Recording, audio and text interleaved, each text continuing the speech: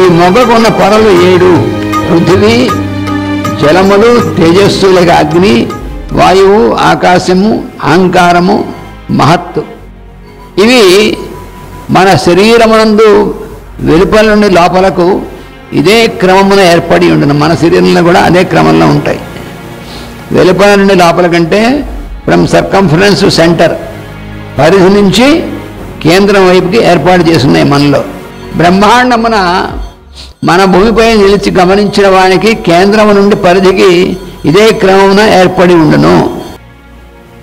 ఈ 7 పొరలను ఆశ్రయించి జీవుడు ఉండును. 1 నుంచి 9 దాకా ఉన్నటువంటి సంఖ్యలకి ప్రతి సంఖ్యకి సంబంధించినటువంటిది సృష్టిలో ఒక మహత్తరమైనటువంటి ప్రిన్సిపల్ ఉంటుంది.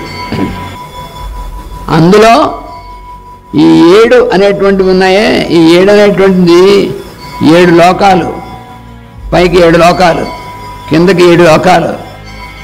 అందుకనే సప్త ఇమే లోకా ఏషు చరంతి ప్రాణాః అని వేదంలో చెప్పబడినటువంటి దాంట్లో సప్త ఇమే లోకాః 7 లోకాలు ఉంటాయి.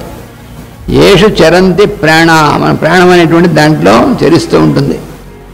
ఈ 7 అనేటువంటిది ఒక 7 కాదు, 7 times 7 అలాగే మల్టిప్లై అయిపోతూ ఉంటుంది. 7 కిరణాలు మన భూమికి వచ్చేటువంటివి, దాన్ని బట్టి భూమి మీద ఉన్నటువంటి 7 జాతులు, 7 ఉపజాతులు, ఇలాగ మొత్తం ఈ 7 అనేటువంటి ప్రిన్సిపల్ అనేటువంటిది 7 అనేటువంటిది వర్తిస్తూ ఉంటుంది. అందుకని ఈ 7 పొరలను ఆశ్రయించి జీవుడు ఉన్నాడంటే ఇది అర్థం. వాని యందు అంతర్యామి, వానికి అతీతుడై దేవుడు ఉండడం. భగవంతుడు మరి మనలో అంతర్యామిగా ఉంటాడు, వాడు లేకపోతే మనమే ఉంటాం.